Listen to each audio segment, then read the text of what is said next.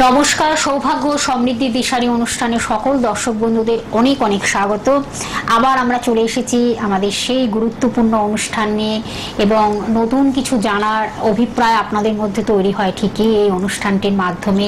কিভাবে জানবেন, কিভাবে সেই জেনে আপনারা সেইটাকে কিভাবে অ্যাপ্লাই করবেন, সেইভাবেই আপনাদেরকে আমাদের বলা হয় এই অনুষ্ঠানটির মাধ্যমে। আপনারা সেটাই অনেকটা পাচ্ছেন, এবং খুবভাবে আমাদের এই অনুষ্ঠানটি জনপ্রিয়তা শীর্ষে আপনাদের কাছে আমরা পৌঁছে দিতে পারছি। একটাই কারণ যে আপনাদের এই অনুষ্ঠানটি খুব ভালো লাগছে, খুব ভালো লাগলো সেটাই। তার কারণ আমাদের আজকেও কিন্তু অনেক কিছু আপনাদের জানানোর বিষয় রয়েছে। তার কারণ আমরা খুব একটা মঙ্গলময় সময়, খুব শুভ সময়ের মধ্যে দিয়ে এগোচ্ছি। একেবারে ভরা শ্রাবণ মাস। এই শ্রাবণ মাসে দেবাদিদেব মহেশ্বরকে কিভাবে আমরা পুজো করব, তুষ্ট করব, তিনি কিভাবে প্রসন্ন হয়ে আমাদেরকে কৃপা দেবেন এবং আশীর্বাদ পাবো, এবং আমরা যাতে ভালো থাকি এটাই আমরা চাই। কিভাবে আমরা সব দিক থেকে যেন ভালো থাকতে পারি, সে রোগমুক্ত জীবন যাতে পাই, সমস্যা মুক্ত জীবন যাতে পাই, সেই আকাঙ্ক্ষা, সেই আশা নিয়ে আমরা কিন্তু বুক বাঁধি। ঈশ্বরের কাছে সেটাই আমরা প্রার্থনা করি। আজও তিনি কিন্তু সেইভাবে স্যার কিন্তু আপনাদেরকে বলবেন যে কি করলে আপনাদের মঙ্গল হবে, কল্যাণ হবে। জ্যোতিষাচার্য শ্রী জগন্নাথ মুখার্জি মহাশয় আমাদের স্টুডিওতে উপস্থিত হয়েছেন, যার সম্বন্ধে হয়তো নতুন করে বলার নেই, তবু কিছু তাও বলতে হয়। যিনি কিন্তু একাধারে জ্যোতিষ, আরেকদিকে হস্তরেখাবিদ, সংখ্যাতত্ত্ববিদ, বাস্তুবিদ, একজন সুদক্ষ বাস্তুবিদ, এবং তার সঙ্গে তিনি কিন্তু কৃষ্ণমূর্তি পদ্ধতি অর্থাৎ কেপি অ্যাস্ট্রোলজার। একদিকে সনাতন জ্যোতিষ, সনাতন ধর্ম যেটা আপনারা জানেন, তার সঙ্গে কিন্তু কৃষ্ণমূর্তি পদ্ধতি, দুটোকে মেল বন্ধন করে মানুষকে তিনি দীর্ঘ বছর ধরে উপকার করে যাচ্ছেন, এবং ভীষণভাবে মানুষ উপকৃত হচ্ছেন। সবচেয়ে বড় কথা এই যে মানুষ উপকৃত হচ্ছেন। এবং আজও তিনি যখন আমাদের একটি নতুন বিষয় একটি রেখেছেন, আমরা জানবো, সেই আশায় আমরা বসে রয়েছি। আমি সরাসরি তার কাছে চলে যাব। স্যার, স্বাগত অনুষ্ঠানে আপনাকে। নমস্কার স্যার, প্রথমেই বললাম যে আমরা একটা খুব শুভ সময়ের মধ্যে দিয়ে এগোচ্ছি। আর তো এই 2 মাস 3 মাস কদিন হয়তো বাকি রয়েছে, 90 দিন না কতদিন আমরা যদি ইয়ে করি, মা দুর্গা আস্তে আস্তে আমাদের ধরাধামে আসবেন। হ্যাঁ, বাপের আলয় এসে তার পিতৃ আলয় সে ফিরে আসবে আবার মা। তার সঙ্গে এই যে শিবের পার্বতী আর এবং শিব শঙ্কর মহেশ্বর, তারই তো এই জন্ম, মানে তারই পুজো, মানে আকাঙ্ক্ষায় আমরা বসে থাকি, পুজোর আশায় বসে থাকি একটা বছর ধরে। শ্রাবণ মাসে আমরা কিভাবে পালন করব সেই রীতি নীতি, এবং তাকে কিভাবে আমরা প্রসন্ন করব, তুষ্ট করব, সেই নিয়েই কিন্তু আমাদের আলোচনা চলছে। আজও আপনি যখন বলছেন আমরা সেইগুলো শুনবো আজকে। যে এই যে শিবলিঙ্গের একটা তো মাহাত্ম্য থাকে, তাকে আমরা প্রতিদিন যে পুজো করি বা জলদান করি, সেটা নিয়ে একটু আলোচনা রাখবো। এবং শিবের যে 3টি যে আমরা সাদা যে একটা রেখা দেখি, যে সেটাও আমরা একটু জানবো। অনেকের এগুলো জানার একটা বিষয় থাকে যে কি ব্যাপার, এগুলো পৌরাণিক কিছু কাহিনী থাকে, আমরা সে বিষয়ে এটার মাহাত্ম্যটা আমরা একটু জেনে নেব স্যার।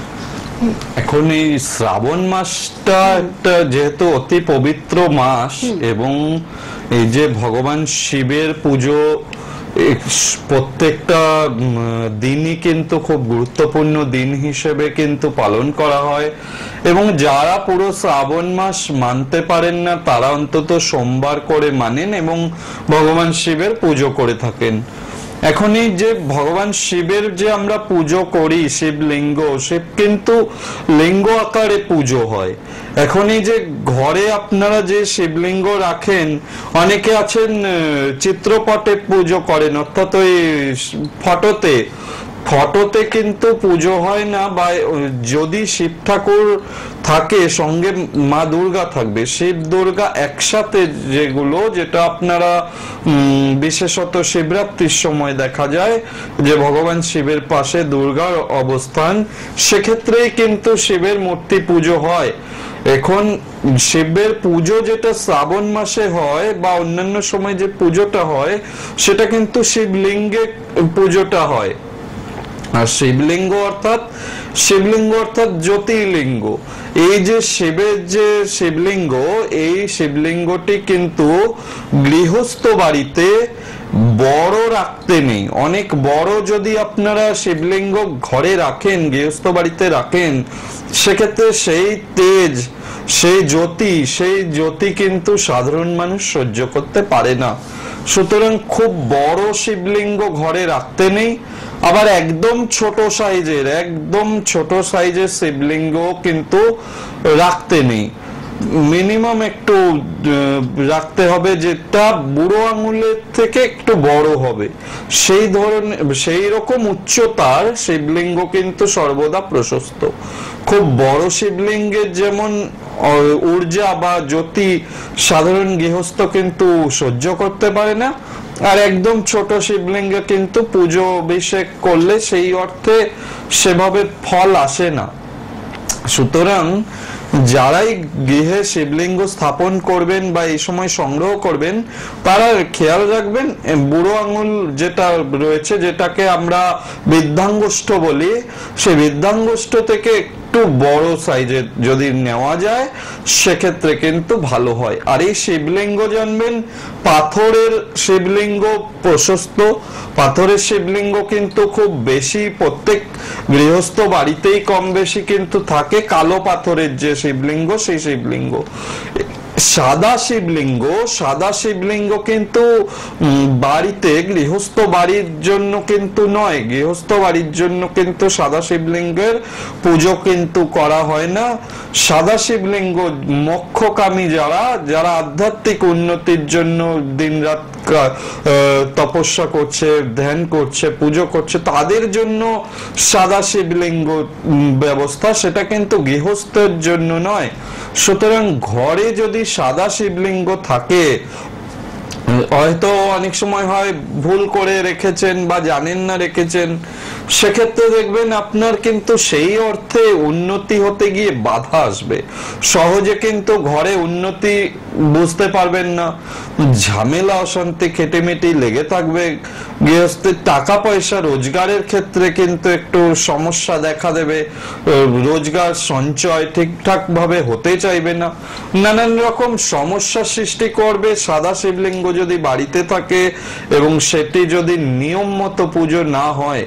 কারণ সবাই সবটা পুজো জানেন না বা সেইভাবে করাটা সম্ভবপর হয় না, যার জন্য যদি নাকি বাড়িতে সাদা শিবলিঙ্গ থাকে, তাহলে অনতিবিলম্বে যে কোনো নিয়ারেস্ট মন্দির আছে সেখানে দিয়ে দিন, সেখানে বসিয়ে রেখে আসুন বা সেখানের পুরোহিতের কাছে দিন, তিনি সেই ব্যবস্থা করবেন। কিন্তু আপনারা ঘরে সেটি রাখবেন না। ঘরে যেটা রাখবেন সেটা হচ্ছে কালো পাথরের শিবলিঙ্গ, অথবা আপনারা পারদের শিবলিঙ্গ, যা অনেকে আছেন এই সময় পারদের শিবলিঙ্গ স্থাপন করেন এই শ্রাবণ মাসে। পারদের শিবলিঙ্গ যেমন বাস্তু দোষটা ভীষণভাবে নাশ করে, ভীষণভাবে বাস্তুতে কোনো সমস্যা আসতে দেয় না পারদের শিবলিঙ্গ। পারদের শিবলিঙ্গ রোগ, শোক, তাপ এগুলো সব হরণ করে নিতে পারে, যার কারণে পারদের শিবলিঙ্গের মহিমা অপার। পারদের শিবলিঙ্গ যারাই সংগ্রহ করবেন তাদের জন্য, এবং যারা স্ফটিক নির্মিত শিবলিঙ্গ ব্যবহার করবেন, যারা একটু পুজো পাঠ আধ্যাত্মিক চর্চা করেন বেশি, তাদের জন্য স্ফটিক শিবলিঙ্গ খুব ভালো উপকার দেয়। এছাড়াও বানলিঙ্গ, যেটা নর্মদেশ্বর শিবলিঙ্গ বলা হয়, নর্মদা নদী তীর থেকে প্রাপ্ত হয়, সেই শিবলিঙ্গ কিন্তু খুব গুরুত্বপূর্ণ শিবলিঙ্গ। তার মধ্যে সেই বানলিঙ্গের গায়ে প্রচুর চিহ্ন থাকে, মাঙ্গলিক চিহ্নগুলো বিদ্যমান থাকে। যদি দেখা যায় দেখবেন বিভিন্ন রকমের চিহ্ন থাকে ওই বানলিঙ্গের গায়ে। এটা একেবারে ন্যাচারাল, এটা কোনো আর্টিফিশিয়ালি কোনো ব্যাপার নেই, সেই নর্মদা নদীর তীরে থেকেই এটা প্রাপ্ত হয়। এবং সেই বানলিঙ্গ পুজো করা সব থেকে কিন্তু সৌভাগ্যদায়ক বলে মনে করা হয়। এখন আপনারা যার যেরকম সামর্থ্য বা যার পক্ষে যতটা সম্ভব তিনি সেইভাবেই এই শ্রাবণ মাসে ভগবান শিবের আরাধনা করবেন। এখন বেশিরভাগ বাড়িতে যেটা দেখেছি, গৃহস্থ বাড়িতে কালো পাথরের শিবলিঙ্গ প্রত্যেকের বাড়িতেই রয়েছে।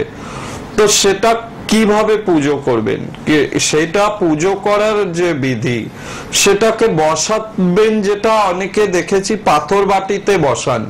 একদম ভালো। সেক্ষেত্রে কিন্তু ভালো পাথর বাটিতে বসিয়ে শিবের পুজো করা, শিবলিঙ্গে জল ঢালা, এটা কিন্তু খুব ভালো উপকার দেয়। এবং যারা পারবেন তামার পাত্রেও বসাতে পারবেন, তামার পাত্রে বসালেও কিন্তু খুব শুভ হয়। এবং কাংস পাত্র অর্থাৎ কাঁসার পাত্রেও যদি শিবলিঙ্গ বসান সেক্ষেত্রেও কিন্তু দেখবেন যে খুবই ভালো হয়। যার যেরকম সামর্থ্য তিনি সেইভাবে পাত্রটি জোগাড় করবেন, করে সেটি সোমবারে শিবলিঙ্গটিকে স্থাপন করবেন। এবং এই শিবলিঙ্গ পুজোতে একদম বেশি কিছু নিয়ম লাগে না, লাগে শুধু মনের ভক্তি।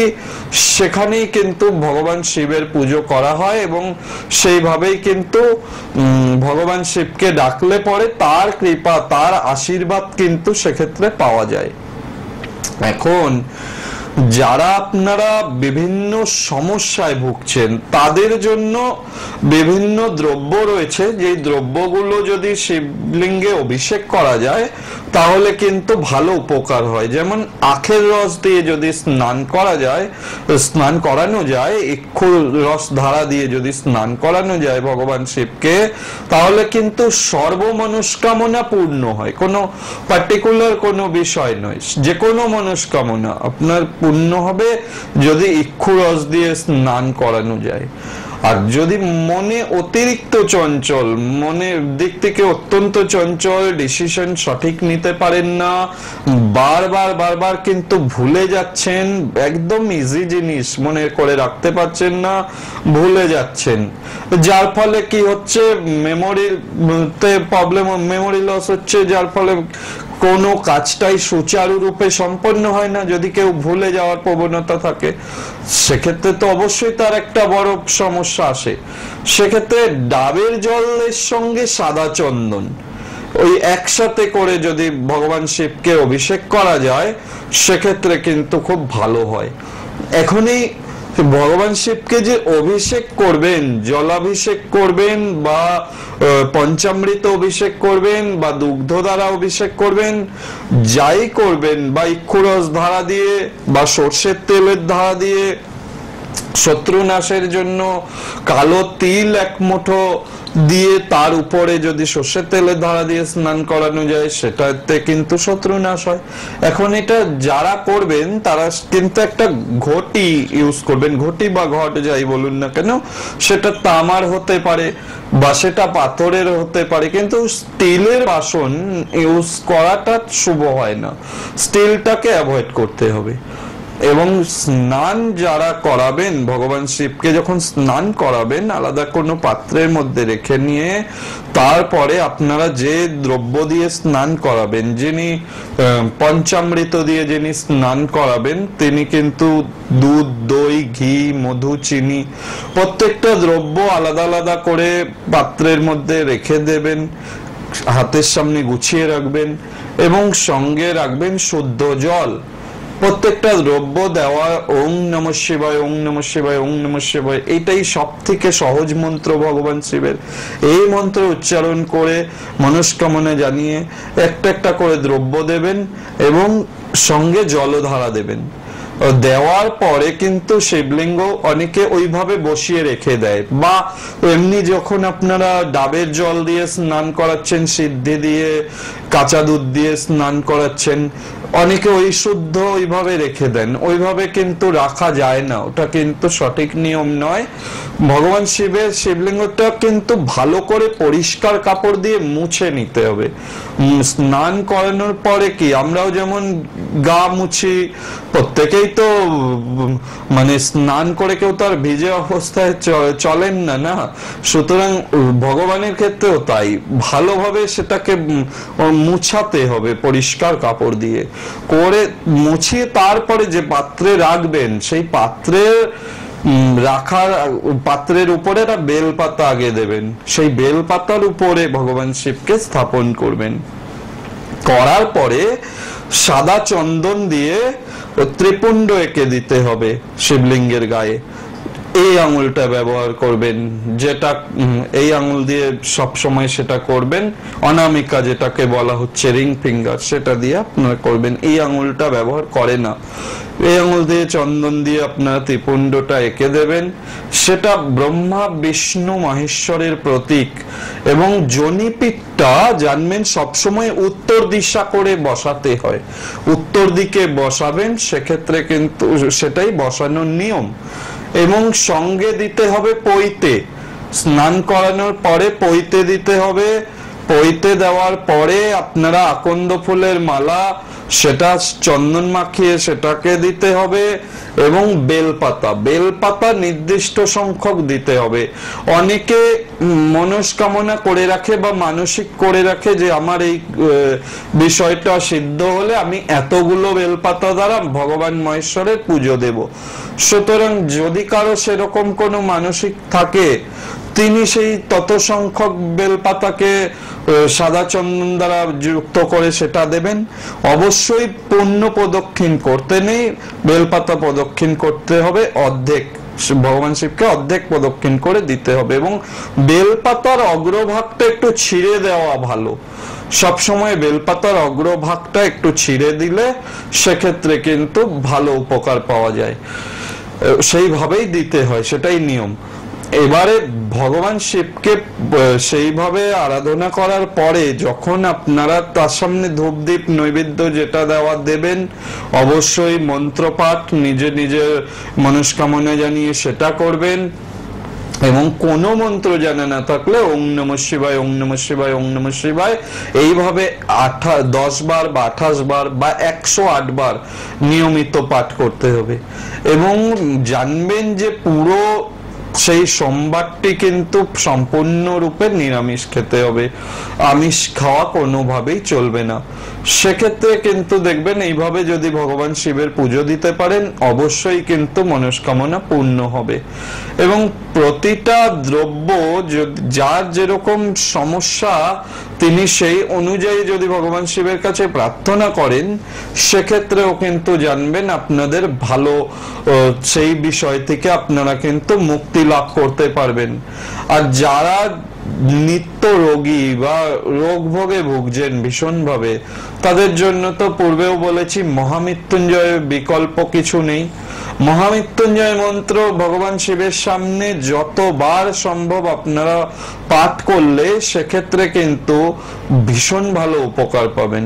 এবং সেক্ষেত্রে কিন্তু আপনারা আস্তে আস্তে রোগ মুক্তি ঘটবে। আর শ্রাবণ মাসটা ভগবান শিবের কিন্তু বিয়ের মাস মানা হয়।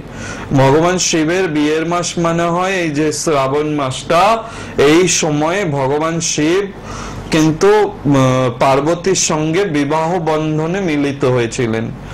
এবং এই পার্বতীর সঙ্গে যে বিবাহ বন্ধনে মিলিত হয়েছিলেন, দক্ষ যজ্ঞের পরে সতী যখন তার দেহত্যাগ করেছিল, তার পরবর্তীকালে যখন পার্বতী জন্ম হয়, পার্বতী কিন্তু প্রথম থেকে ভগবান শিবকে বর রূপে পেতে বা স্বামী রূপে পেতে আগ্রহী ছিলেন। এবং তিনি কিন্তু প্রচন্ড ঘোর তপস্যা করেছিলেন। ঘোর তপস্যার মাধ্যমে কিন্তু দেবাদিদেব মহাদেবকে সন্তুষ্ট করেছিলেন, তবে তাকে কিন্তু পতিরূপে বরণ করতে পেরেছিলেন। কিন্তু সেটা দীর্ঘ তপস্যার ফলে কিন্তু সেটা সম্ভব হয়েছিল। এবং সেটা কিন্তু এই শ্রাবণ মাসে, যার ফলে এই শ্রাবণ মাসের গুরুত্ব কিন্তু অপরিসীম। যাই হোক, আরো বিষয় বলবো, তার আগে আপনি দেশগুলো বলে দিন, চেম্বার গুলো। সুন্দরভাবে স্যার কিন্তু আপনাদের এই শ্রাবণ মাসের একটা ব্যাখ্যা করছেন, যে শ্রাবণ মাসে যে মহাদেব মহেশ্বরের খুব সুন্দরভাবে বলেন বিবাহের মাস, শিব পার্বতীর মিলনের মাস। এই এত সুন্দরভাবে পৌরাণিক যে ব্যাখ্যাগুলো আমরা মনে হয় এই অনুষ্ঠানটির মাধ্যমেই পাই। এবং আপনারা অধীর আগ্রহে বসে আছেন যে কিভাবে এই মানুষটির কাছে পৌঁছে যাবেন। নিশ্চয়ই আমি আমি জানাবো। তার নিজস্ব যে চেম্বারগুলো রয়েছে, তখন সবকটা চেম্বারই তার কিন্তু নিজস্ব, একদম মানে এখানেই আপনারা এক্সাক্ট জায়গাটিতে পাবেন। আমি সেই জায়গাগুলো বলে দিচ্ছি এবং টাইমিংগুলো বলে দেবো অবশ্যই।